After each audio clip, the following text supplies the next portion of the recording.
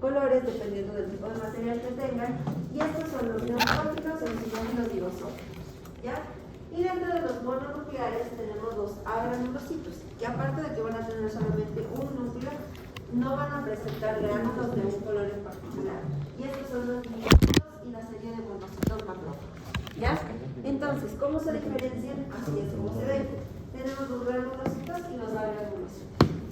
Este de acá, con este tono de citoplasma, si ven que es como medio más neutro, como más blanquito, no se le ve un color particularmente como rosado. El que se ve más blanquito siempre va a ser el neutrófilo, ¿ya?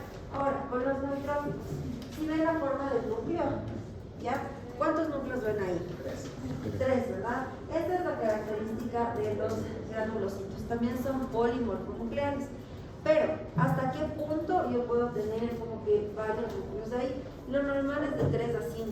Si es que yo en el mismo neutrófilo, en el mismo sinónimo, veo más de 5 núcleos, eso ya es un hallazgo patológico, ¿ya? Entonces, sí pueden tener varios, pero lo normal es que sean de 3 a 5, ¿ya? Los eosinófilos son estos de acá, sí ven que son como mucho más rosaditos, es un color rosado mucho más fuerte en comparación con el neutrófilo, que es como tiende a ser un poquito más blanquecino, ¿ya? Esto es... Podríamos apagar la luz porque no se logra ver bien el color.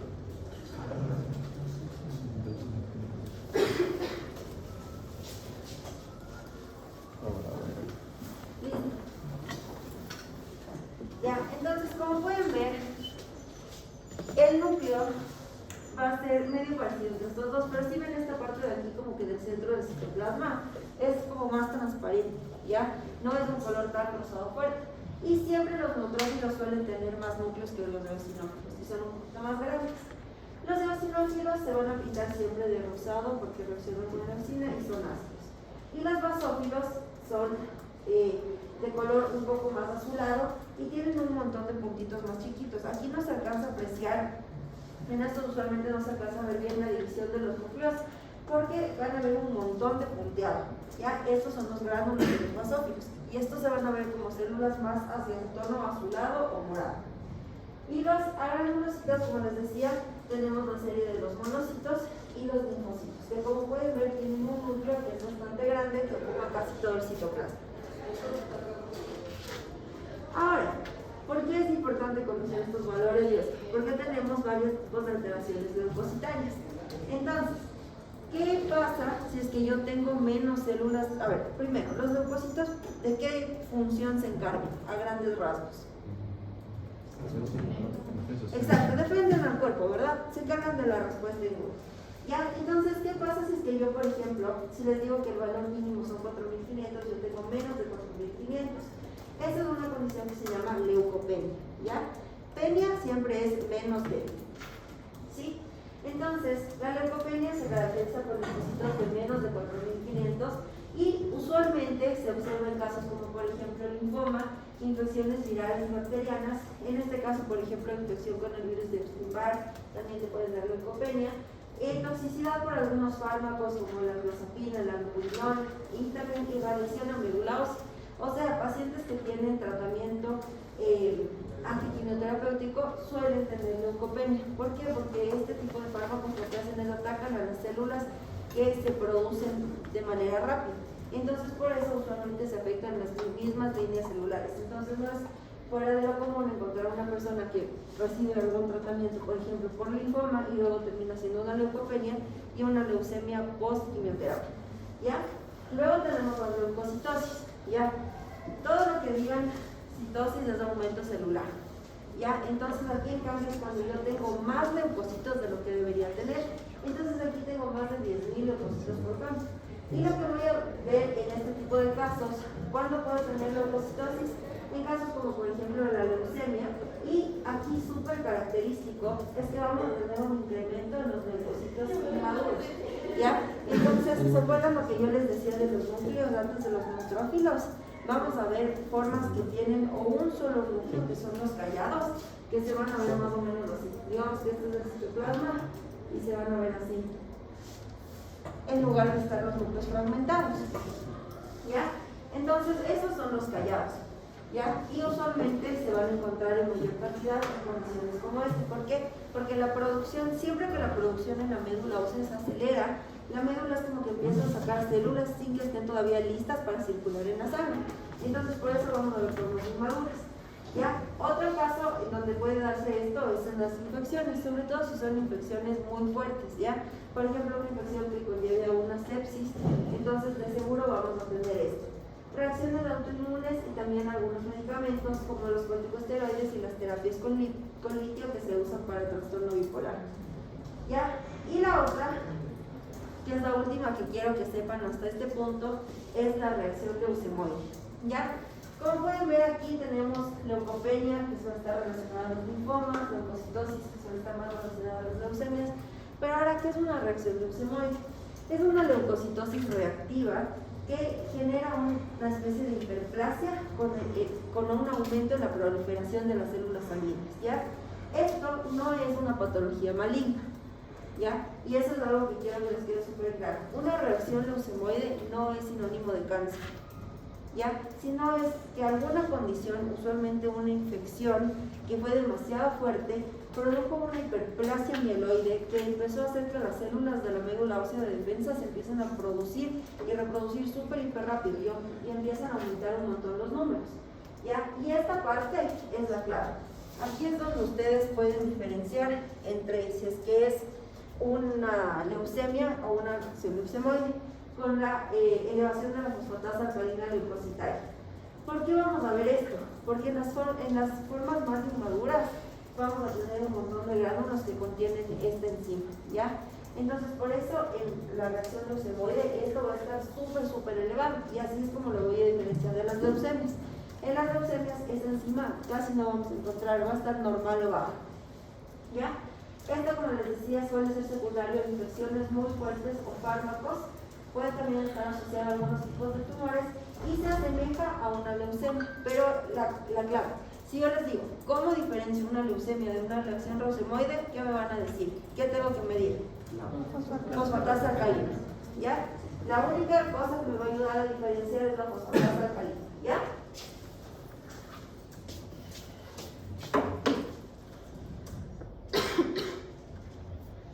Listo, entonces ahora solamente un poco de la leucopoiesis. ¿Dónde se va a dar esta? De los granulocitos vamos a tener en la médula ósea. Ya la duración es variable, depende de cuál sea el estado del cuerpo en ese momento. Obviamente, la leucopoiesis durante una infección, ¿cómo creen que va a ser? ¿Más lento o más rápido? Más rápido, porque tengo que sacar más células. Si es que estoy en un estado normal sin mayor cosa, entonces probablemente va a ser más lento. Y se divide en las siguientes etapas. Para la granulopoiesis, vamos a empezar primero con los mieloblastos, ¿ya? Esto, después vamos a tener los promielocitos y luego sí ya vamos a tener los mielocitos que ya son los más específicos. Estos mielocitos ya se van a dividir en eosinófilos, neutrófilos o basófilos, ¿ya? Después los metamielocitos, luego tenemos los callados, que eran lo que se acuerdan que en infecciones les dije que podemos encontrar también en sangre, y luego sí vamos a tener los segmentados o granulocitos como tal, que estos sí ya van a ser lo que nosotros llamamos eosinófilos, neutrófilos y basófilos, ¿ya? Entonces, mieloblasto, promielocito, mielocito, metamielocito, callado y segmentados. Esa es toda la ontogenia que necesito que se acuerden. Y en cuanto a los monopoiéticos, o sea, los que tenían un solo núcleo, ya vamos a tener mieloblasto, monoblasto, promonocito, y luego tenemos los monocitos que dan origen a toda la serie de los macrófagos. ¿Ya? ¿Hasta aquí alguna duda? Aquí se pueden evidenciar un poco mejor cómo son estas, ¿ya? Entonces, esta primera de acá que vamos a encontrar son las unidades formadoras de colonias granulocíticas, ¿ya? Luego vamos a tener los mieloblastos, que ¿cómo pueden definir, cómo describirían a esta célula? ¿Ya? Es una célula primera, ¿cuántos núcleos tiene? Uno. ¿Ya? Relación núcleo-citoplasma es bastante grande, ¿verdad? El núcleo ocupa casi toda la célula. ¿Ya? Luego vamos a tener los promielocitos, donde vemos que ya el núcleo se va empezando a ser un poco más chiquito y que es súper importante que ven aquí alrededor del citoplasma. Ya tenemos los gránulos, ¿ya? Y luego vamos a tener los mielocitos, que como les decía, a partir de los mielocitos ya se diferencian en los tres linajes. Hasta aquí puede ser cualquiera, ¿ya? Pero a partir del mielocito sí ya son específicos, van a ser neutrófilos, eosinófilos o basófilos. Luego tenemos los metamielocitos, que si ven como el núcleo cada vez se va haciendo más pequeño, empiezan a aparecer más gránulos y finalmente se va fragmentando el núcleo. Ya, estos son signos de madurez de las células de defensa del cuerpo. ¿Ya? Listo. Entonces, esto es con los granulocitos. ¿Ya? Ahora, ¿se acuerdan? Aquí tenemos, esto es solo un recuerdo, todas las formas de los eritrocitos. ¿Cómo era la ontogenia de los eritrocitos? ¿Quién se acuerda? O sea, de eritroblasto, protoeritroblasto, basófilo, policromatófilo, ortocromático, reticulocito y el eritrocito al final. ¿Ya? Y ahí tenemos lo que estábamos viendo acá, de los promielocitos, aquí están todas las formas granuladas. Y ahora tenemos las plaquetas, ¿se acuerdan cómo era? Megacardioblasto, basofílico, granular y luego sí el megacariocito, ¿ya? Y acá tenemos la línea de los monoblastos. Entonces, del precursor mieloide va a salir el monoblasto, luego los promonocitos, los monocitos y luego estos convergen y forman los macrófagos, ¿ya? Listo. Entonces, ¿cuánto tiempo viven estos? Esto es un poco más difícil, no es como en los eritrocitos que yo les podía decir, el tiempo estimado de vida es de ¿cuánto? 120 días, ¿ya? Acá esto es un poco más variable, ¿por qué? Porque muchas de estas células son como kamikazes. El momento que hay una infección van, atacan y mueren, entonces no es que tienen un periodo de vida fijo, ¿ya? Esto es variable dependiendo de la condición en la que se encuentra el cuerpo, ¿ya? Entonces, lo que sí es importante que sepan es la concentración en sangre, ¿ya? Puede ser entre 2.400 y 6.900 solamente de los granulocitos, no el conteo de glóbulos blancos en total, ¿ya? Y siempre una disminución, cuando tengamos menos de 500, se conoce como agranulocitosis y es muy peligrosa. ¿Por qué? Porque los granulocitos son de las células más rápidas de defensa que tiene el cuerpo. Entonces, nos preocupa principalmente esto. ¿Por qué? ¿Qué célula de los 3 granulocitos que les he mencionado es la que más les suele? ¿O es la que es más común? Los neutrófilos, ¿ya? Entonces, hay esta condición que se llama neutropenia, ¿ya? Si en general todos los granulocitos están menos de 500, yo tengo una neutropenia. ¿Qué es lo que pasa? Mi cuerpo se vuelve básicamente inútil para defenderme contra las infecciones, ¿ya? Y eso puede ser peligroso, que es por ejemplo lo que se observa en pacientes que tienen HIV, ¿ya? Ahora, hablando específicamente de esto, de los neutrófilos, ¿ya? Entonces, valores normales vamos a tener que deberíamos encontrar entre 2.000 a 7.000 por milímetro cúbico, o sea, el 50 al 65% de los leucocitos detectados, ¿ya? Este es el rango normal. Y esto es lo que más me interesa que se sepa yo. O sea, yo sé que sí, en algunas situaciones es importante el conteo total, pero si es que ustedes se saben súper bien el diferencial, no me importa que no se sepan los valores específicos de cada célula, pero el diferencial, o sea, qué porcentaje del total deberían corresponder, eso sí es súper importante, porque eso nos da una relación de cómo está haciendo su producción celular la médula ósea. Ahora, de todos estos, solamente un cuarto de los neutrófilos son detectables en la sangre periférica. ¿Por qué? Porque la mayoría de los neutrófilos se van a encontrar o dentro de la médula ósea como células de reserva para el momento en el que se detecta una infección, o ya están adheridos desde el endotelio vascular o los tejidos y no se van a poder contabilizar. Entonces, realmente no es que este es el valor real de neutrófilos, sino es solamente la fracción que se puede medir, ¿ya? Que viene a ser aproximadamente un cuarto, no más lo que se puede medir. Pero en base a esto nosotros hacemos nuestras aproximaciones para consideraciones diagnósticas, ¿ya?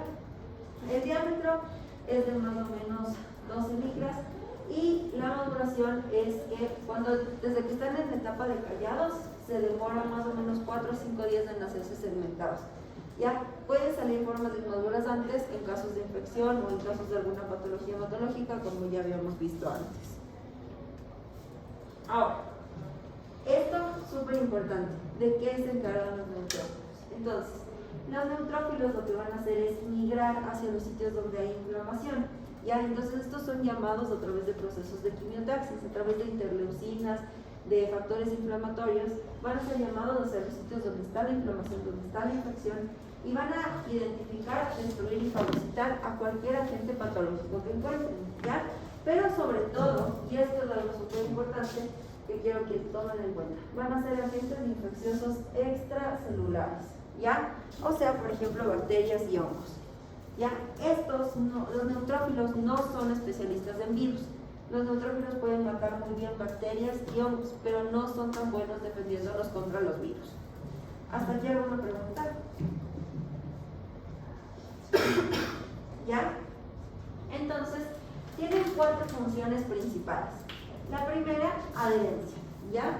Entonces, aquí, ¿qué es lo que nos van a ayudar? Son las integrinas, las selectivinas e inmunoglobulinas, que todas estas son proteínas inflamatorias o proinflamatorias que van a estar en el lugar donde está la infección, donde está el problema, y van a ayudar a que los neutrófilos vengan y se queden adheridos en el tejido para que puedan encontrar las bacterias u hongos que necesiten matar. Luego vamos a tener la función de quimiotaxis. ¿Ya? Quimiotaxis es simplemente movimiento guiado por las sustancias químicas que los van estimulando o inhibiendo, ¿ya? Entonces esto va a estar mediado precisamente por este tipo de sustancias que están en el foco infeccioso. La migración que se hace a través de diapédesis. Y por último, una vez que ya se hayan adherido, ya se hayan movido hasta donde necesitan, hayan migrado, van a hacer la fagocitosis, ¿ya? Y dentro de la fagocitosis sí tenemos como que una secuencia en la que ocurren las cosas. Entonces, para que el neutrófilo pueda fagocitar, o sea, para que se pueda comer a la bacteria o al virus, lo primero que necesitan es que todas estas integrinas, selectivinas, interleucinas y demás proteínas inflamatorias hayan opsonizado. Es como, imagínense la bacteria y como que le sazonan para que quede más rica y se la quieran comer, ¿ya? Entonces es como que ponerle todas estas mini partículas que dicen como que, hola, estoy aquí, cómeme, ¿ya? Entonces, eso es lo primero que debe pasar. Sin esto, el neutrófilo es muy poco probable que pueda encontrar el foco infeccioso, ¿ya? Y por eso es que es súper importante la inflamación para poder defendernos de las infecciones. Luego se va a adherir a la bacteria o al hongo. Luego se hace el proceso de digestión, que es a través del sistema del fagosoma, y luego las enzimas dentro del fagosoma van a eliminar a la bacteria o al hongo, ¿ya? Esto es súper importante, chicos. Ya, ahora, ¿cuál es la estructura del neutrófilo? Y aquí vamos a tener, primero, el neutrófilo, ¿qué tipo de célula era? Un granulocito, ¿verdad? Entonces, ¿esto qué significa? Vamos a tener gránulos. Y ahora, ¿por qué son importantes estos gránulos? Por lo que tienen adentro, ¿ya? Entonces, dentro del citoplasma vamos a tener los gránulos primarios y los gránulos secundarios. En los gránulos primarios vamos a tener las hidrolasas ácidas, la mieloperoxidasa, las lisocimas y las fosfatasas ácidas. Todo esto nos va a servir para los procesos que vimos antes de fagocitosis, ¿ya? Y en los gránulos secundarios vamos a tener fosfatasa alcalina y lactoferrina. ¿Ya? La fosfatasa alcalina, ¿para qué nos servía? Perfecto. ¿Ya? Entonces el contenido de los gránulos también es súper importante, ¿ya? Esto también es algo que tienen que saber. Y los núcleos van a ser polimorfos, como les decía, más o menos entre, bueno, ahí dice 4, pero entre 3 a 5 segmentos estamos bien. Ya ese es como el estándar. Ahora, cuando tenemos un incremento, se dice neutrofilia, ¿ya? Y se considera cuando es más de 6.200 células o más del 75% en el diferencial, ¿ya? Entonces, esto podemos ver en casos, por ejemplo, de infección, inflamación, también en situaciones de estrés, ¿ya? De estrés, me refiero a estrés para el cuerpo. Entonces, por ejemplo, después de una cirugía grande, después de haber hecho ejercicio, después de haber convulsionado. ¿Por qué? Porque todo esto requiere gran energía del cuerpo y usualmente lleva un aumento de neutrófilos. También algún tipo de medicación como los corticoides, las catecolaminas y el litio, neoplasias mieloproliferativas, o sea, leucemias y linfomas. Fumar también aumenta la cantidad de neutrófilos y condiciones de asplenia. Ahora, ¿por qué la asplenia? El vaso es un órgano también hematopoyético y se carga de regular como que la presencia de las células. Entonces, en el momento en el que yo no tengo un vaso, no tengo a alguien que me diga como que este neutrófilo ya está demasiado viejo, ya no sirve, lo tengo que sacar. Este eritrocito está demasiado viejo, no me sirve, lo tengo que sacar. Entonces, por eso en situaciones de asplenia vamos a ver esto, ¿ya? Ahora, no siempre el aumento de los neutrófilos circulantes es sinónimo de aumento de producción a nivel medular. Ya puede ser simplemente que es un resultado de la movilización de los neutrófilos que están en el endotelio vascular, que por estrés, o sea, por activación de las vías adrenérgicas de la adrenalina, llegan hacia los vasos. ¿Se acuerdan lo que yo les decía antes? Que solamente un cuarto de los neutrófilos se pueden contabilizar porque el resto está en el endotelio. Es por eso. Entonces es por eso que no siempre que veamos una neutrofilia significa que hay aumento de producción en médula ósea. A veces es simplemente movilización de los neutrófilos que estaban en el endotelio hacia el vaso. ¿Ya? Y ahora, ¿cuándo pueden disminuir? Se llama neutropenia. Y aquí tenemos diferentes grados de neutropenia. ¿Por qué? Porque dependiendo de qué tan bajos estén mis neutrófilos, yo me voy a ir preocupando por ese paciente. ¿Ya? Entonces, una neutropenia leve es cuando tengo todavía de 1000 hasta 1500. ¿Ya? Entonces, sí me preocupo, pero todavía se puede vivir con eso. La moderada es de 500 hasta 1000 y la severa es menos de 500. ¿Ya? Entonces, usualmente moderadas y severas vemos en pacientes con VIH, ¿ya? O en pacientes con leucemias y linfomas. ¿En qué casos podemos encontrar esto? Como les decía, daño de médula ósea, también en situaciones de asplenia, o sea, cuando hay fibrosis medular, por ejemplo, que la médula ya no produce nada, podemos encontrar esto. Y en infecciones virales, como el VIH o la hepatitis, también podemos encontrar disminución de los neutrófilos. Ahora, así es como se ve. Esto de acá son eritrocitos, ¿ya? Acuérdense, siempre el eritrocito es de lo más rojo que hay junto con los eosinófilos, ¿ya? Y si ven cómo se ve en comparación. Yo sé que la primera foto que les dije se ve un poco pálido, se seguía viendo medio rosado, pero creo que en este se alcanza a diferenciar mejor la diferencia de colores, ¿verdad? Ya, esto es característico. ¿Cuántos núcleos tienen? 3, acá pueden ser como 4, acá también están como 3, ¿ya? Y el citoplasma es súper clarito, es casi transparente en comparación con el de los eritrocitos, ¿ya? Así es como se ven los neutrófilos en una placa de sangre periférica. ¿Ya? ¿Sí ven? Entonces aquí se puede apreciar, tenemos los núcleos, varios núcleos y tenemos los gránulos, ¿ya? Listo, esta es otra imagen. Si ven, el citoplasma es como prácticamente transparente, no es tan rosado como ya vamos a ver que no es en los eosinófilos. Listo, entonces, hasta ahí, ¿alguna pregunta con respecto a los neutrófilos? No, ya. Eosinófilos. Rango normal es de 350 a 450 células por milímetro cúbico, o sea, es más o menos del 1 al 4% de los leucocitos totales. Características: tienen gránulos eosinófilos, o sea, acidófilos, o sea, rosados. ¿Ya? Se tiñen de rosado siempre y cuando la tinción sea con hematoxilina de rocío. Y el diámetro igual es de más o menos unas 12 micras. Entonces, funciones. Si es que yo les dije, los neutrófilos es de bacterias y hongos, como los eosinófilos es de parásitos. Son especialistas en atacar parásitos, ¿ya? Entonces hasta ahorita ya sabemos que los neutrófilos, ¿de quiénes se encargan? Bacterias y hongos. Eosinófilos, ¿de quiénes se encargan? Parásitos. Ya, y luego ya vamos a ver de quiénes se encargan los virus. Entonces, funciones: vamos a tener respuesta inmune contra parásitos, ¿ya?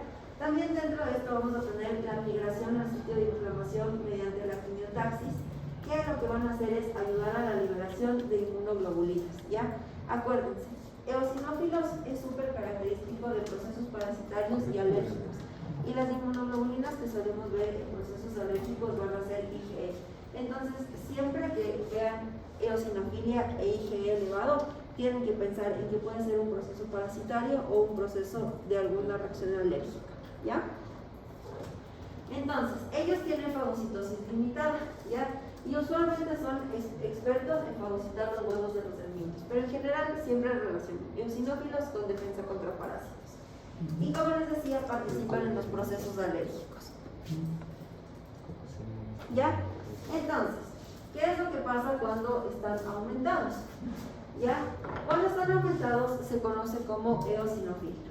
O sea, hay más de 250 por milímetro cúbico o representan más del 6% del diferencial total. ¿Ya?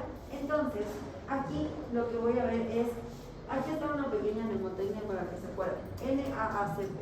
Entonces, primera cosa donde yo voy a ver de manera patológica aumento de eosinófilos es de neoplasias, sobre todo en estas de aquí. La leucemia mieloide crónica es súper característico que se presente con eosinofilia.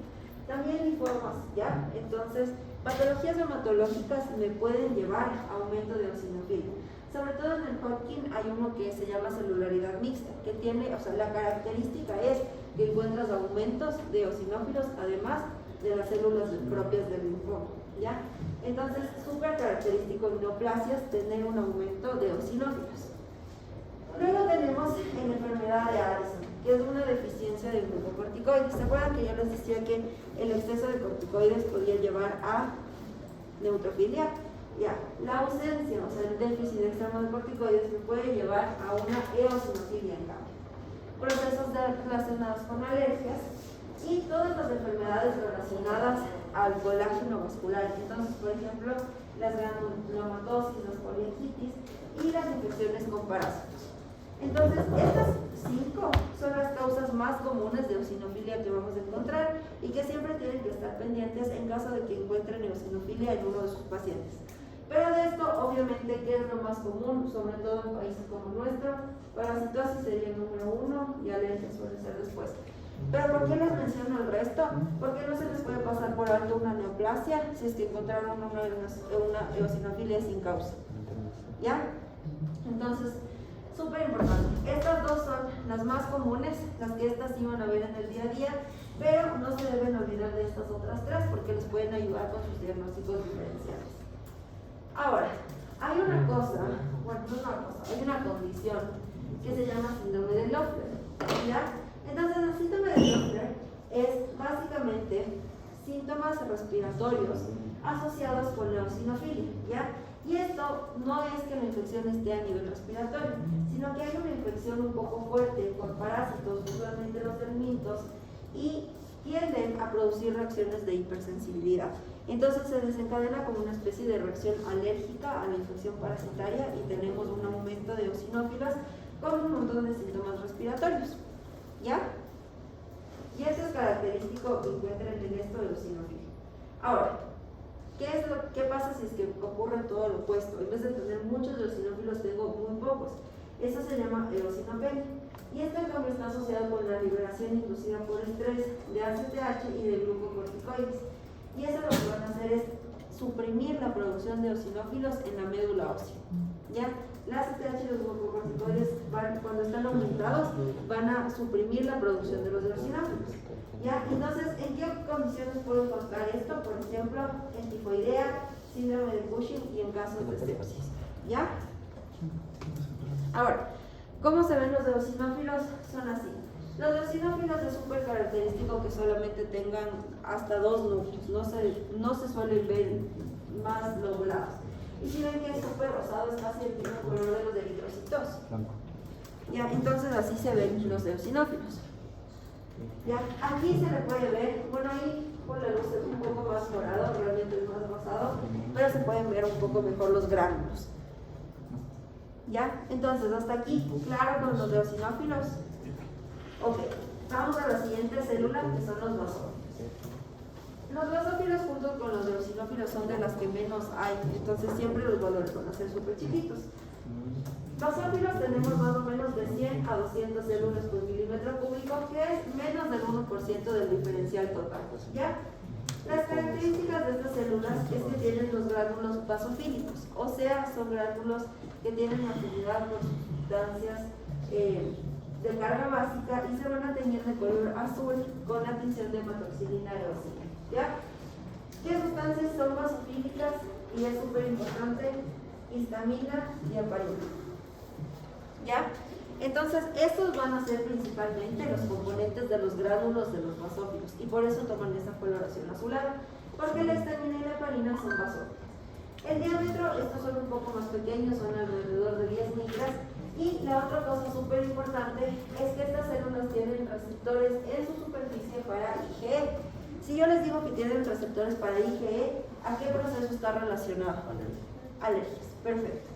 Ya, entonces estos van a estar relacionados a procesos alérgicos. Y usualmente los basófilos permanecen en la sangre periférica simplemente por unos pocos minutos y de ahí suelen estar siempre en los tejidos. ¿Ya? Por eso también son súper bajos al momento de hacer el conteo en sangre.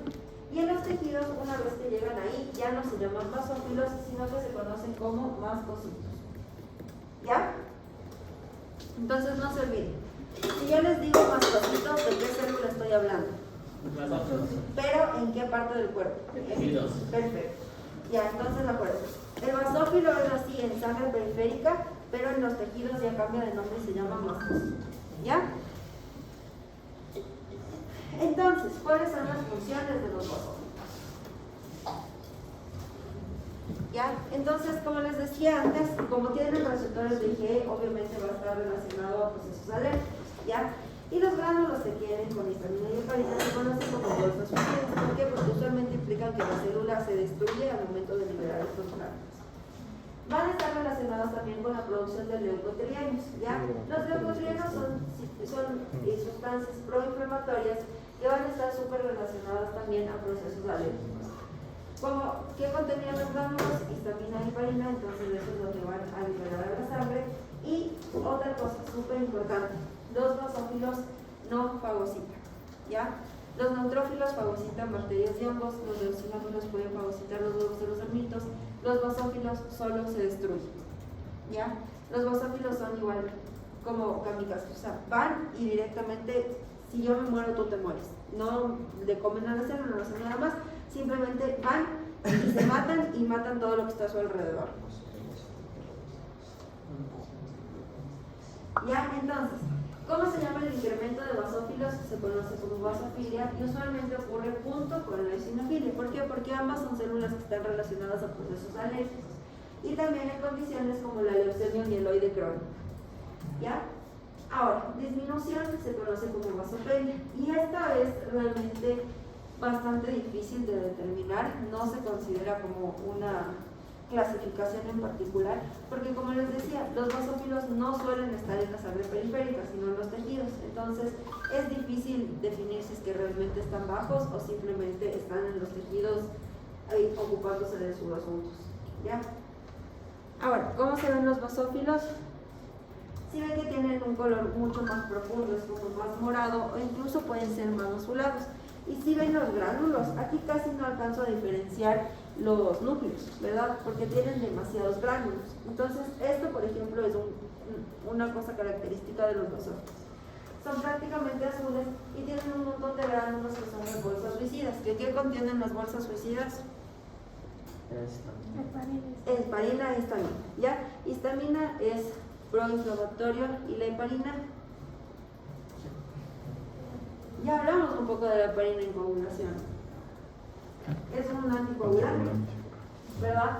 Ya, entonces tiene la misma función esa heparina que la heparina de los basófilos. Entonces lo que va a hacer es bajar un poco el tema de coagulación y por eso alguna persona aquí sufre de alergias, sobre todo alergias cutáneas. ¿Ya? ¿Qué pasa cuando, por ejemplo, les pica un mosquito o algo les alérgico? ¿Cómo se pone? Se enroncha, ¿verdad? Y se hacen como, ¿qué cosas? Como petecas. Es por la heparina. Ya es por la heparina que liberan los basófilos. ¿Ya? Entonces, hasta ahí con los basófilos estamos todo claro. Ok. Siguiente célula, los mastocitos. ¿Ya? Entonces, estas células, ¿qué eran los mastocitos? Perfecto. Nunca voy a encontrar mastocitos en sangre periférica. Ya, si yo les digo valor normal de mastocitos en sangre periférica, 0. No existen en sangre periférica. Ya, estos están solamente en los tejidos. Usualmente en tejido conectivo intersticial, como la submucosa o alrededor de los vasos sanguíneos. son exactamente de la misma línea de los basófilos y tienen este tipo de receptores de superficie, que este receptor de superficie lo van a empezar a expresar una vez que están en los tejidos, que es el receptor c-KIT, ¿ya? Acuérdense, los basófilos en sangre periférica tienen receptores para IgE, pero una vez que están en los tejidos van a empezar a expresar los receptores c-KIT, ¿ya? Y aquí es donde van a madurar. Entonces, una vez que llegan a los tejidos, los mastocitos maduran dentro de los tejidos, ¿ya? Ahora, ¿de qué se encargan estos?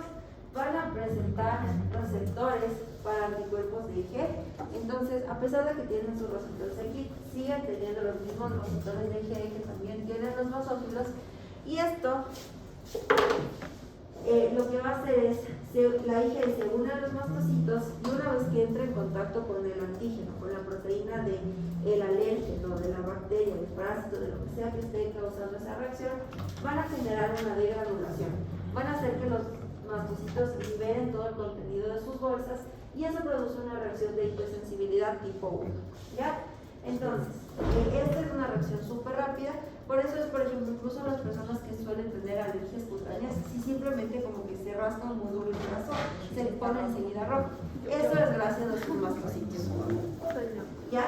Entonces, acuérdense, los mastocitos, los basófilos no fagocitan, se degranulan y a través de la liberación del contenido de sus gránulos se encargan de hacer su función, ¿ya?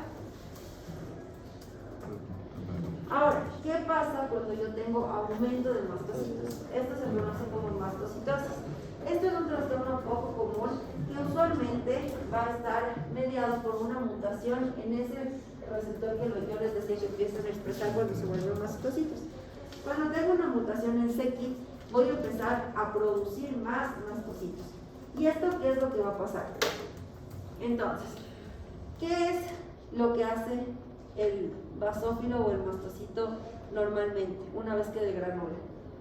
Va a producir comezón por la histamina, ¿ya? Va a producir eritema, o sea, va a hacer que la parte donde se está degranulando se haga como más roja, ¿ya?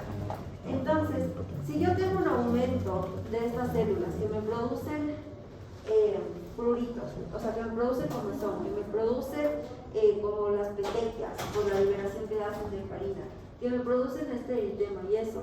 Imagínense ahora esto, pero potenciado a 1.000.000 de células que están degranulándose al mismo tiempo, ¿ya? Entonces, en la persona eso se va a presentar con prurito, que es comezón insoportable y generalizada, flushing, que significa que la persona se va a ver súper roja y usualmente tienen también diarrea, ¿ya? Entonces, esto es por los niveles altos de histamina, ¿ya? Y la histamina, ¿qué es lo que hace? ¿Por qué causa diarrea? Porque activa la secreción de ácido gástrico y también puede llevar a úlceras gástricas, ¿ya? ¿Hasta ahí todo claro? Esto es un trastorno poco común, pero sí es importante que sepan identificarlo, ¿ya? No se olviden que esto es lo que puede hacer un exceso en sobremedida de mastocitos. Todo gracias al receptor c-KIT y a la histamina. Ahora, vamos con los siguientes, los monocitos, ¿ya? Los monocitos, el rango normal es de más o menos 200 a 1000 células por milímetro cúbico y representan del 3 al 7% de los leucocitos en sangre periférica. Ya, entonces, el diámetro, estos son un poco más variables. Pueden ser de 5 hasta 20 micras y permanecen en sangre periférica aproximadamente 8 horas antes de migrar a los tejidos. Una vez que los monocitos migran a los tejidos, se convierten en macrófagos, ¿ya? Y lo que hacen es formar sincicios, o sea, se empiezan como pegar uno a otro hasta ser como un conglomerado grande de células, ¿ya? E incluso pueden llegar a medir hasta 100 micras. Una vez que llegan a los tejidos, como les decía, se pueden diferenciar en otro tipo de células también. Entonces se pueden volver macrófagos como tal, pueden volverse células dendríticas, pueden volverse osteoclastos. ¿Esto de qué depende? Depende del tejido al que estén migrando, ¿ya? Entonces, monocitos que migren a los huesos, lo más probable es que se vuelvan osteoclastos, ¿ya? Si es que se quedan... entonces, esto va a depender de hacia qué tipo de tejido vamos a estar migrando, ¿ya? Entonces, esto... ¿Cuál es la función? van a conectar los sistemas de inmune innato y adaptativo, ¿ya? Los macrófagos son células presentadoras de antígeno. Entonces estas células van a ser lo que nos haga el link. Porque si vean que hasta ahorita todos los anteriores que hemos visto es simplemente detecto algo que no me gustó y lo mato o nos matamos juntos. Pero no hay mayor ciencia aparte de eso, ¿verdad?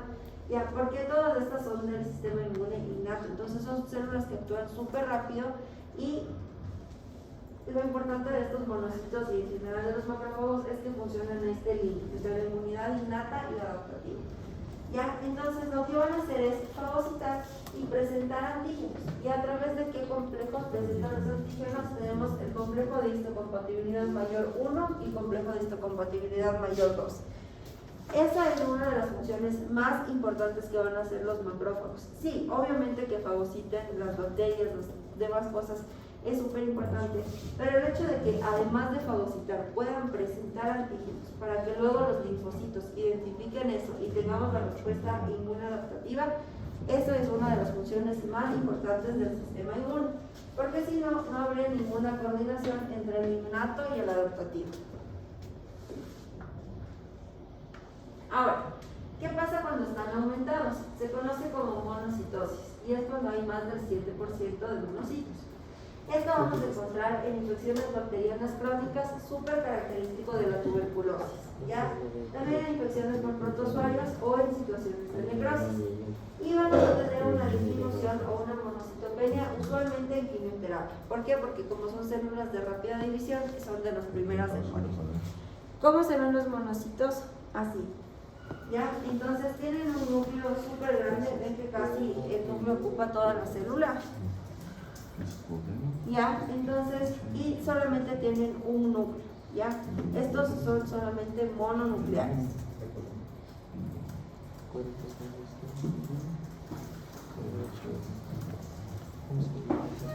Listo. Entonces, hasta ahí hemos terminado con todo lo que son leucocitos. ¿Hasta aquí alguna pregunta? Ya. Entonces, vamos a pasar a la otra serie, que es la serie de los linfocitos. ¿Ya? Entonces, en los linfocitos su proceso es un poco más sencillo. Tenemos la linfopoiesis, que viene el linfoblasto, prolinfocito y el linfocito maduro. En autogenia no hay mucho más allá de eso. Entonces, ¿qué es lo que vamos a tener? Tenemos la célula precursora y de esa célula precursora, dependiendo de cuáles sean los sedes que expresen o dependiendo de las interleucinas a las que se les expongan, se van a volver una célula pre-B o una célula pre-T. Estas van a ser las dos grandes divisiones que vamos a tener en linfocitos, B y T. ¿Ya? Las B se van a ir hacia la médula ósea, ¿ya?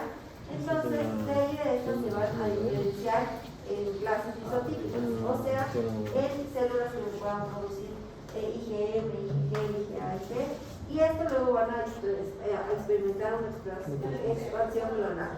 ¿Ya? Ahora, con los T, en cambio, estos no van a la médula ósea, sino que se van hacia el timo, ¿ya? Y lo que van a hacer es una reproducción clonal. Entonces, se van a diferenciar y luego de los T yo puedo tener dos tipos, los CD4 y los CD8, o sea, los helper o los citotóxicos, ¿ya? Y luego vamos a ver ya cómo todo esto se va relacionando entre sí. Entonces, como les decía, los linfocitos T, ¿dónde maduran? Ya. Entonces, los linfocitos en general, los T, tienen un proceso que es un poco particular, que no sé si ustedes no tuvieron ninguno. Ya. Entonces, este proceso se llama selección positiva y selección negativa. ¿Ya? ¿Qué es lo que, porque qué es lo que hacen los linfocitos? Ya, los linfocitos son células de qué sistema inmune, innato o adaptativo. Adaptativo, ¿ya? Eso significa que son células mucho más especializadas que necesitan un poco más de proceso para poder activarse y llegar a cumplir su función, ¿ya? Entonces, yo con los linfocitos, sobre todo con los T, que son como los que van a hacer todo el efecto, necesito que primero sepan reconocer antígenos, ¿ya? Y segundo, que tengan no solo que sepan reconocer antígenos, sino que primero tengan muy buena afinidad para reconocerlos y matarlos pero también al mismo tiempo no quiero que reconozcan mis antígenos, porque se acuerdan lo que veíamos en la parte de inmunohematología, cuando reconoces tus antígenos, empiezas a destruir lo que reconoces, ¿ya? Entonces, de aquí viene la selección positiva y selección negativa, ¿ya? Entonces, los linfocitos T, no se olviden, maduran en el timo y vamos a tener primero el proceso de selección positiva, ¿ya? La selección positiva va a ocurrir en la corteza del timo y ¿qué es lo que va a pasar? Solamente se van a seleccionar los linfocitos T que todavía son inmaduros, que reconocen moléculas del complejo de histocompatibilidad mayor, ¿ya? Entonces, eso es lo primero que le interesa al cuerpo, que ese linfocito de ahí, de hecho, sea capaz de reconocer células del complejo de histocompatibilidad, moléculas, perdón, del complejo de histocompatibilidad mayor, ¿ya? ¿Por qué? Porque esto lo que nos va a decir es que ese linfocito sí es capaz de reconocer antígenos. Todavía no logramos como que identificar qué antígeno en particular es el que queremos que reconozca, pero sabemos que sí reconoce complejo de histocompatibilidad mayor, ¿ya? Entonces, esto, ¿quiénes van a ser los que se encargan de esto? Son las mismas células dentro del timo, ¿ya? Que son las APC, ¿ya? Entonces, esto es súper importante, ¿por qué? Porque imagínense la carga que tiene el timo. O sea, el timo está encargado de enseñarle a estos nuevos linfocitos como que absolutamente todas las moléculas que podrían reconocer, ¿ya? Pero, en resumen, selección positiva, simplemente me aseguro que mis linfocitos reconozcan el complejo de histocompatibilidad mayor. Y luego viene la selección negativa que ocurre en la médula del timo, ¿ya? Entonces aquí yo ya no solamente quiero que sí puedan reconocer el complejo de histocompatibilidad mayor, sino que también quiero que expresen receptores de linfocitos T y lo que vamos a hacer aquí es que las células que reconocen las proteínas propias, o sea, las células que reconocen los antígenos propios con alta afinidad van a ser eliminadas, ¿ya? Aquí yo simplemente me aseguré de que todos mis linfocitos funcionaran, que todos reconozcan complejo de histocompatibilidad mayor. En la selección negativa, lo que me voy a encargar de hacer es destruir todo lo que potencialmente me puede atacar a mí mismo. ¿Ya? Entonces, por eso van a destruir a todos los linfocitos que reconozcan proteínas propias con alta afinidad para evitar procesos de autoinmunidad. ¿Ya? Hasta aquí eso lo entendieron. Selección positiva y selección negativa, súper bien entendido. ¿Ya? Y luego tenemos los linfocitos B, que son, como les decía, maduran en la médula ósea y luego van a migrar a los nodos linfáticos. Entonces, aquí tenemos un poco más acerca del reconocimiento de los complejos de histocompatibilidad mayor, ¿ya? Entonces, aquí lo que vamos a tener es que cuando el receptor del linfocito T se une al complejo de histocompatibilidad mayor, por ya sea una célula presentadora de antígenos o por la misma célula infectada, lo que va a hacer es inducir la muerte celular mediante apoptosis, ¿ya? Entonces, aquí es donde podemos ver, tenemos una célula que está con una partícula infectada y lo que vamos a hacer es, una vez que reconoce, eliminar a esa célula, ¿ya? De ahí,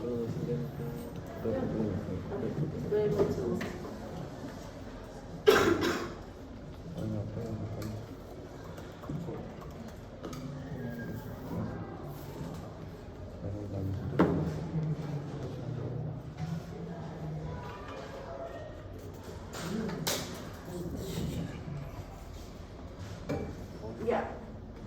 De ahí tenemos, en esta parte de acá, esto es simplemente cómo debería funcionar, ¿verdad? Tengo mi linfocito T, tengo la célula infectada, lo reconoce a través del complejo de histocompatibilidad y lo mata. Ahí yo tengo un linfocito que sé que funciona. Ahora, en el siguiente paso, lo que tenemos es el mismo linfocito, pero lo que van a hacer es probarlo con una célula T de timo, ¿ya? Entonces, van a probarlo con los antígenos propios, ¿ya? Y si es que la unión no es tan fuerte, o sea, no es reactivo a esto, entonces va a sobrevivir. Pero ¿qué pasa si es que la unión que hizo a este antígeno propio es súper fuerte? Lo que va a pasar es que las mismas células de timo se van a encargar de matar a este linfocito porque es un linfocito que nos puede dar autoinmunidad. Así es como debería funcionar. ¿Este proceso es infalible? No, por eso tenemos enfermedades autoinmunes. Pero eso es en teoría como debería pasar. no debería sobrevivir ningún linfocito que se una de manera fuerte durante la selección negativa.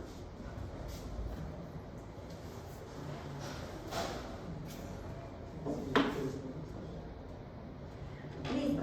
Entonces, la maduración. Aparte de la selección positiva y negativa, también tenemos otros procesos, como por ejemplo la recombinación somática. ¿Ya? La recombinación somática es básicamente una recombinación aleatoria de todos los segmentos de los genes que codifican para los receptores de los linfocitos. Y esta como randomización de sus receptores es lo que permite que sean súper especializados para tantos tipos distintos de antígenos. ¿Ya? ¿Por qué? Porque estos receptores no es como para cosas tan generales, sino es como que específicamente para un tipo de polisacárido que está en la membrana de tal bacteria, o sea, son para cositas muy puntuales, ¿ya? Y hay una gran variedad de eso. Entonces, esta recombinación somática lo que permite es que sean súper especializados para una altísima cantidad de sustancias, ¿ya? Entonces, este proceso básicamente resulta en 10 a la 11 de variantes diferentes de anticuerpos, que sí van a poder unirse y detectar todos estos antígenos, y esto es lo que nos permite poder defendernos contra las infecciones. Este es el proceso, la recombinación somática es el proceso que nos permite tener una variedad de receptores de células, ¿ya? Luego tenemos otro proceso que se llama tolerancia central, ¿ya? La tolerancia central es básicamente una apoptosis inducida de las células autorreactivas, ¿ya? Que es parecido a lo que vimos en la selección negativa.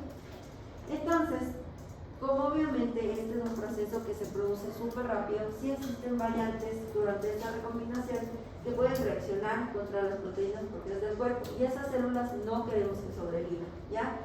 Entonces le sigue la selección negativa para eliminar todas las células autorreactivas.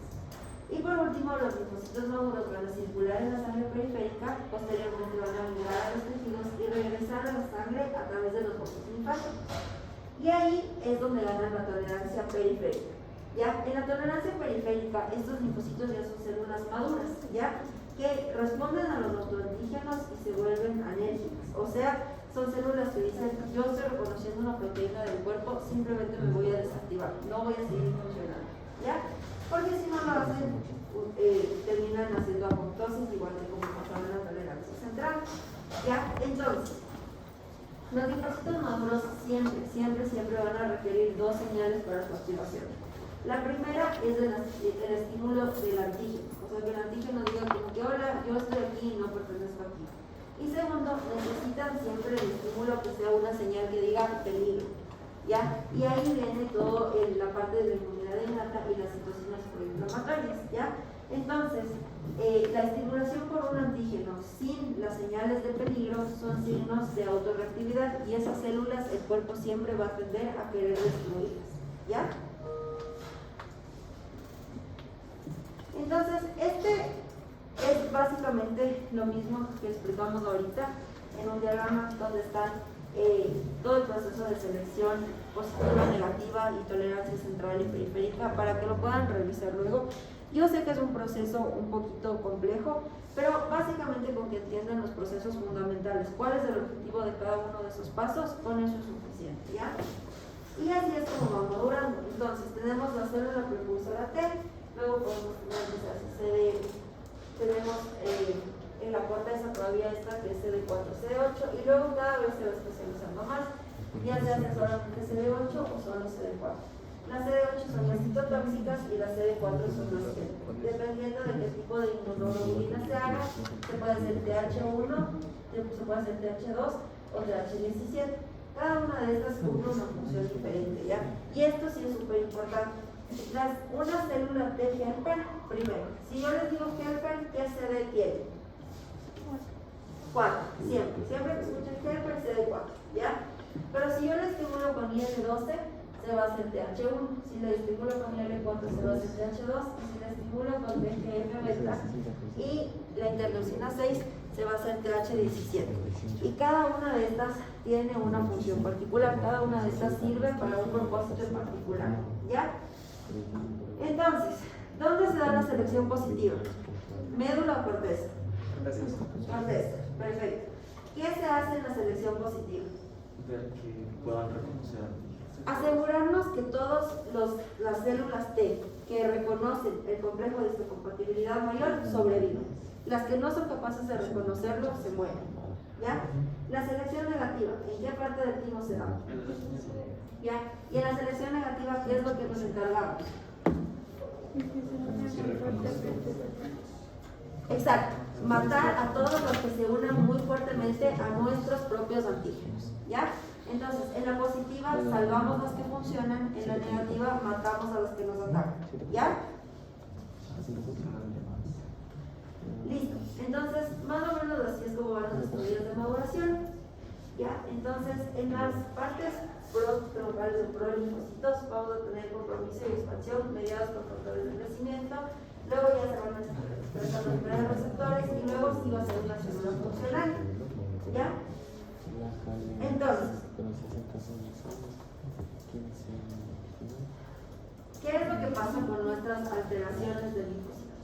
Cuando tenemos demasiados, primero, el valor normal es más o menos de 1000 a 4000, o sea, del 25 al 33% del diferencial. Cuando tenemos linfocitosis, o sea, esto está elevado, vamos a ver un aumento en usualmente más de 4000 en sangre absoluta o más del 50% de las células del diferencial total. ¿Ya? ¿Cuándo vamos a ver linfocitosis? En infecciones virales agudas, ¿ya? Sobre todo infecciones virales. Siempre que piensen en linfocitos, piensen en infecciones virales, ¿ya? Así como para los neutrófilos las bacterias, para los linfocitos los virus, ¿ya? Entonces, en infecciones virales, como por ejemplo la rubiola, la bronquiolitis, las paperas, también en neoplasias, como los linfomas, las leucemias, ¿ya? Y también en infecciones crónicas. Infecciones crónicas como por ejemplo la tuberculosis, la sífilis, la toxoplasmosis, que son cosas muy difíciles de curar, vamos a encontrar linfocitosis, ¿ya? Y ahora, linfopenia es en cambio cuando los linfocitos están disminuidos, ¿ya? Esto puede ser menos de 1000 o que en el diferencial sean menos del 20%. ¿En qué situaciones vamos a encontrar linfopenia? Por ejemplo, en inmunosupresión, en trastornos autoinmunes, en otro tipo de infecciones virales como por ejemplo el sarampión y el VIH, en neoplasias, en tuberculosis, en lupus y con algunos medicamentos, sobre todo en quimioterapia.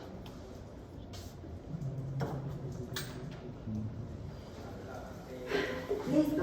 Entonces, como les decía, la mayor parte de los linfocitos van a ser linfocitos tipo T y los B van a ser apenas un 20%. Ahora, los linfocitos tipo B se encargan de la inmunidad humoral, ¿ya? O sea, van a producir inmunoglobulinas.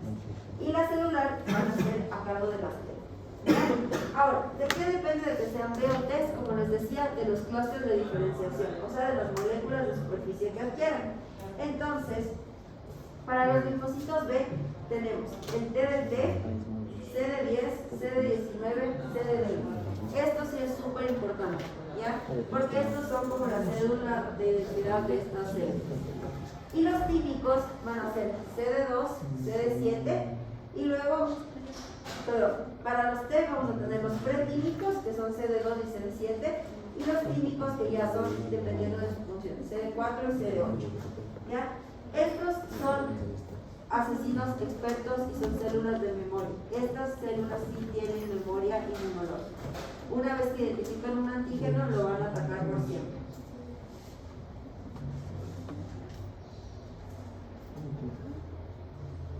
Ahora, los linfocitos B, como decíamos, siguen siendo parte del sistema inmunológico, pero lo importante de esto van a ser los marcadores de superficie.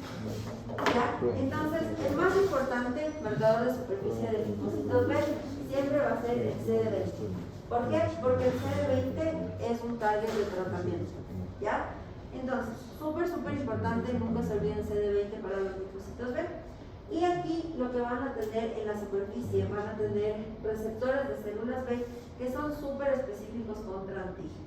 ¿Ya?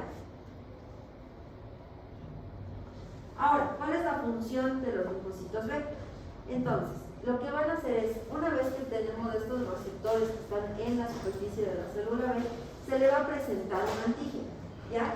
Entonces, una vez que el antígeno es presentado, esta célula se activa y lo que va a hacer es viajar hacia el nodo linfático para activar a otras células B. No es que se va a encargar de matar en ese momento al patógeno como lo hubiera hecho un neutrófilo, sino que reconoce el antígeno, se activa y migra para activar más células y poder tener una reacción inmune más fuerte, ¿ya?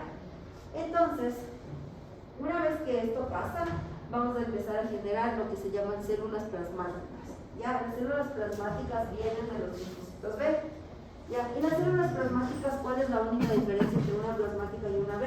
Es que la célula plasmática ya secreta inmunoglobulinas, ¿ya?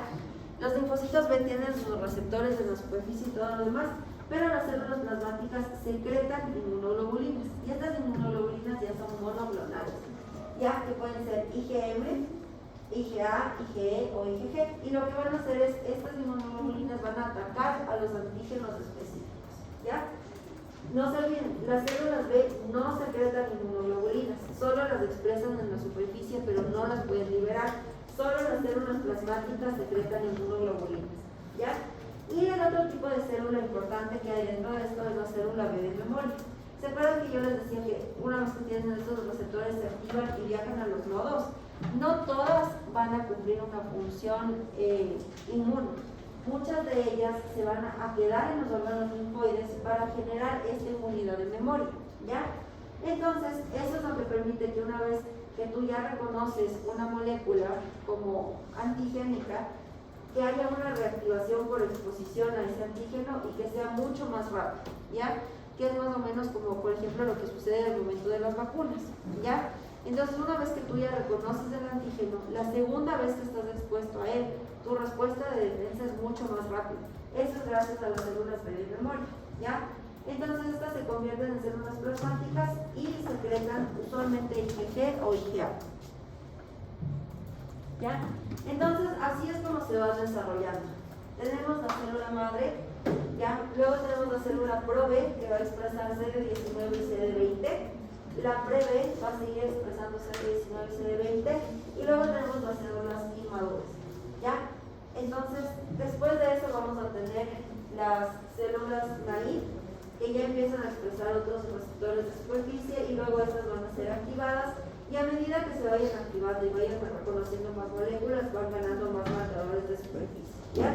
Hasta finalmente convertirse en células de memoria como la de acá, ¿ya? O células plasmáticas que secreten antígenos. ¿Ya? Entonces tenemos la célula B con sus receptores. Una vez que empezamos a producir la activación, se va a hacer una selección clonal y a partir de eso vamos a tener la producción de células B de memoria. ¿Por qué sé que son de memoria? Porque no están produciendo antígenos. O plasmáticas. Las plasmáticas liberan los antígenos al plasma. ¿Cómo se ven las células plasmáticas? Así. ¿Ya? ¿Cómo podrían describir esta célula? Primero son células muy grandes que pareciera que tuvieran un montón de gránulos, pero todas esas manchitas que ven aquí en el citoplasma son los puntos de producción de las inmunoglobulinas, ¿ya? Todo esto son los puntos de producción de los anticuerpos y esto es lo que van a liberar las células plasmáticas. Por eso tienen esta forma. Ahora, ¿cómo se van a activar los linfocitos B? Los linfocitos B, para poder activarse, necesitan de los linfocitos T, ¿ya? Este es el principal mecanismo y es, como les decía antes, a través de la presentación de los antígenos. Ahora, ¿cómo se presentan los antígenos? A través del complejo de histocompatibilidad mediana. Por eso, en la selección de los linfocitos T era importante que puedan identificar a este complejo. Entonces, las células B lo que van a hacer es reconocer a este antígeno, lo van a internalizar y después van a presentar los antígenos a través de los receptores MHC tipo 2. ¿Ya? Las células T lo que usan son los receptores CD40 para poder reconocer ese antígeno que está presentando la célula B y unirse a más células B para poder activarlas, ¿ya? Entonces esto lo que va a hacer es que se empiece a hacer una proliferación clonal, empiecen a producirse un montón de estas células B que reconocen ese antígeno en particular, ¿ya? Y luego también tenemos una activación que es independiente de células T, que usualmente es desencadenada por polisacáridos. Y esto no es que una célula T viene y presenta, sino que simplemente se reconocen los polisacáridos y se empiezan a producir IgM. Esta no funciona para inmunidad de memoria porque nunca se produce cambio de recombinación somática, sino que simplemente siguen produciendo IgM. ¿Ya? Entonces, este es un diagrama de más o menos lo que les acabo de explicar. Entonces, primer paso, tenemos la célula presentadora de antígenos. ¿Ya? Entonces, la célula presentadora de antígenos va a activar a las células de Helper. ¿Ya? ¿A través de qué? Complejo de histocompatibilidad número 2. ¿Ya? Complejo de histocompatibilidad mayor 2. Entonces, una vez que esta célula es activada, va a interactuar en activar otras células de Helper, ¿ya? Y estas células van a seguir presentando este antígeno, ¿ya? ¿A través de qué? A través del mismo complejo de histocompatibilidad, ¿ya? Pero ¿qué es también lo que va a pasar? Que una vez que esto se activa, se van a unir al CD40 y CD40 ligado, ¿ya? Y esto lo que va a hacer es activar a la célula B, que va a ya sea a volverse una célula plasmática y liberar inmunoglobulinas, o va a producir inmunidad de memoria. ¿Ya? Como pueden ver, a partir de estas se empiezan a producir más, y lo que van a hacer es ya producir inmunoglobulinas específicas, ya como IgG, IgA o IgE. ¿Ya? Entonces, esto es lo mismo, simplemente para que puedan repasar un poquito más del proceso. Ahora, lo que yo les decía de las diferentes inmunoglobulinas, así es como se da la recombinación somática. Entonces, se van como cortando partes, y dependiendo de lo que quede, es el tipo de inmunoglobulina con la que vamos a terminar. ¿Ya? No necesito que sepan como que para esta clase, no necesito que me digan a detalle cómo se produce esto o qué combinaciones me dan, qué tipo de inmunoglobulina.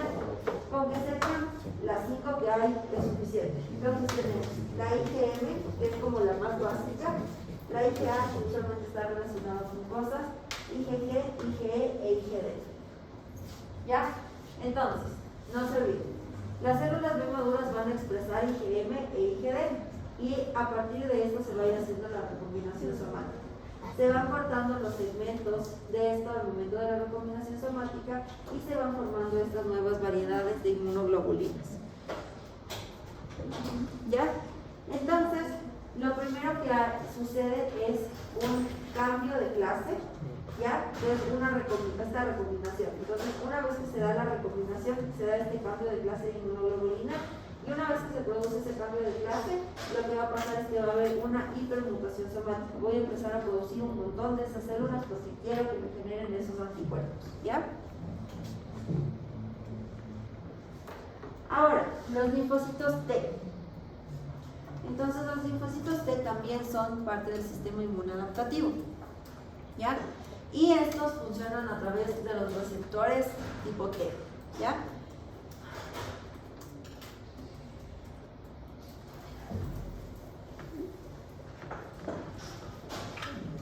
¿Ya? Entonces, el receptor tipo T es básicamente un complejo de proteínas, ¿ya? Que viene también de la familia de las inmunoglobulinas. Y lo que van a hacer es unir a los receptores de las células B con los complejos de histocompatibilidad mayor. ¿Ya? Entonces, esto se produce mediante recombinación somática. Estos receptores también tienen que ganar tolerancia y tienen que ganar especificidad de los antígenos. Cada célula expresa una variante de receptores de célula tipo T que se unen a un antígeno específico, ¿ya? Entonces, cada tipo de célula tiene un receptor específico para cada tipo de antígeno. Y la activación de estas requiere la unión tanto del antígeno como la interacción de los correceptores CD4, CD8 y los complejos de histocompatibilidad mayor. ¿Ya? Entonces, ¿qué tipos de linfocitos tenemos? En las células B teníamos B de memoria y plasmáticas, ¿verdad? En esta tenemos un poquito más de células. ¿Ya? Entonces, tenemos algunas subpoblaciones, como por ejemplo las células T citotóxicas o las T killer. ¿Ya? Entonces, las killer son las defectoras. ¿Qué marcador van a tener? CD8. ¿Ya? ¿Cuál es su función? Reconocer los antígenos externos y presentar presentarlos a través del complejo de histocompatibilidad mayor tipo 1, ¿ya? Esto es súper importante. CD8 siempre se une al complejo de histocompatibilidad mayor tipo 1. CD4 siempre se une al complejo de histocompatibilidad mayor tipo 2. ¿Ya? Entonces, en resumen, siempre el producto va a ser 8. ¿Ya? Entonces, esta es una célula 8 que se une al 1, me da 8. Esta es una célula 4 que se une al 2, me da 8. ¿Ya? No se vayan a olvidar de eso. Siempre el complejo de histocompatibilidad mayor tipo 1 se va a unir a la CD8 y la CD4 al complejo tipo 2. ¿Ya? Entonces, esta CD8 lo que van a hacer es activar la muerte celular de la célula presentadora. ¿Ya? Entonces, al momento que presentan, estas sí las van a matar. ¿Por qué? Porque esas células están infectadas. Ahora, tenemos las T-helper. ¿Ya? Entonces, estas T-helper lo que van a necesitar es de otras células que vengan a presentar los antígenos y lo hacen a través del complejo de histocompatibilidad número 2. Reconocen esos antígenos y liberan citocinas. ¿Ya? Entonces, dentro de esto, ¿se acuerdan que yo les decía que dependiendo de la interleucina que haya, se hace TH1, TH2, TH17? Ya. Las TH1, ¿con qué tipo de interleucina era? ¿Se acuerdan? Ya. Entonces, los TH1 lo que van a hacer es iniciar la respuesta inflamatoria. Entonces, 12, 4, 6.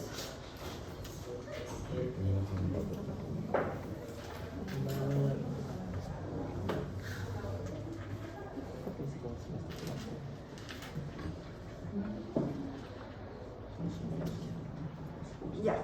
Entonces, a TH1 le tengo que poner IL-12, ¿ya? Y esto lo que va a hacer es iniciar la respuesta inmunecelular y estimular a los macrófagos. Para generar TH2, yo necesito IL-4, ¿ya? Entonces, esto lo que van a hacer es iniciar la respuesta inmunohumoral y estas TH2 van a actuar con los linfocitos B para ayudar a que esos linfocitos B produzcan inmunoglobulinas, o sea, van a activar a los linfocitos B para que se vuelvan células plasmáticas. Y por último, para hacer TH17 necesito IL-6 y TGF-beta. ¿Ya? Entonces estas lo que van a hacer es mediar la inflamación tisular.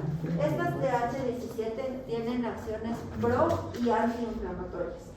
¿Ya? Entonces estas lo que hacen es ayudarme a que sí, yo quiero tener una respuesta inmune, quiero matar a la célula que está infectada, pero no quiero matar a todo lo que está alrededor. Entonces estas TH17 son células reguladoras.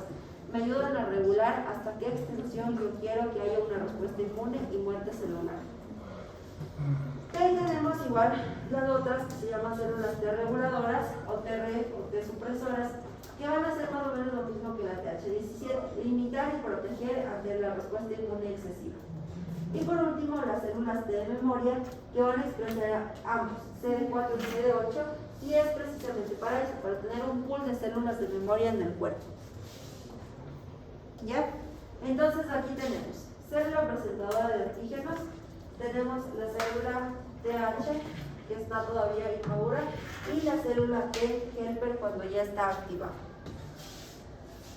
¿Ya? Entonces, súper importante, no se olviden aquí que se une a través del complejo de histocompatibilidad 1 o 2, si es T helper 2, perfecto. ¿Ya? Se coestimulan y luego se activan.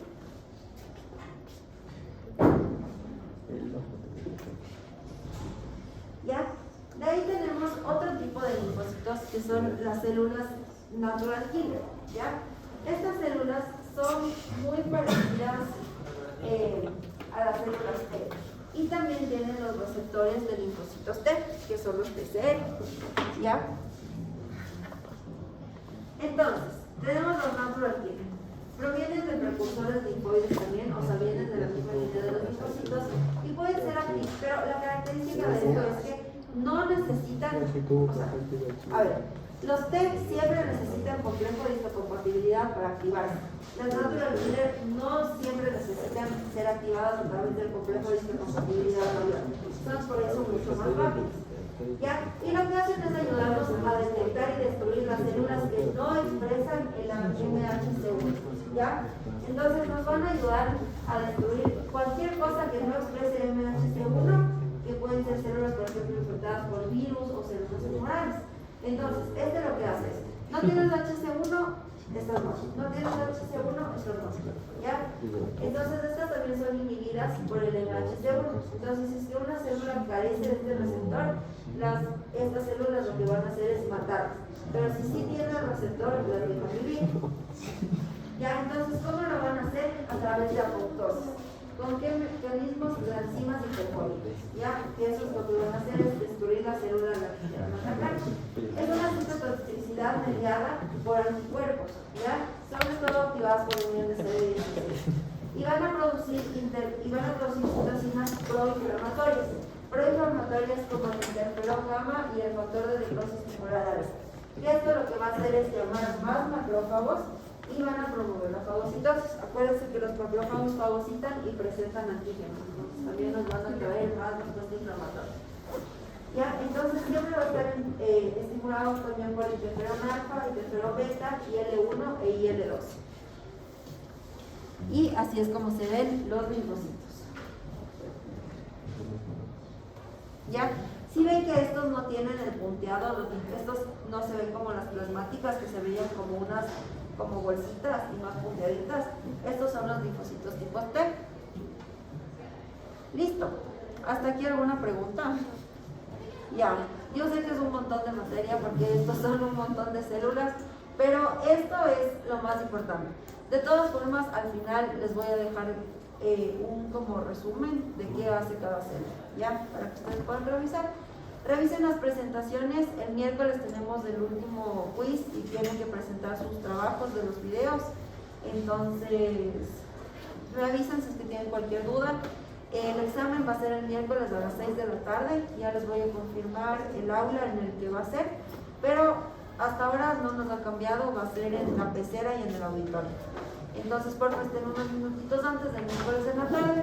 Y chicos, por no se queden con dudas. Si tienen cualquier duda, si es que alguna parte no entendieron bien, si es que hay un tema que no cachen, me pueden avisar. No esperen al examen final para recién ahí decirme como que, es que no entendí este tema, o esto está mucho. O sea, si es que ustedes no entienden algo, pregúntenme nomás y yo les vuelvo a explicar para que les vaya bien en el examen, ¿ya? Ya, listo, se pueden retirar. ¿Empiezas a la misma hora de la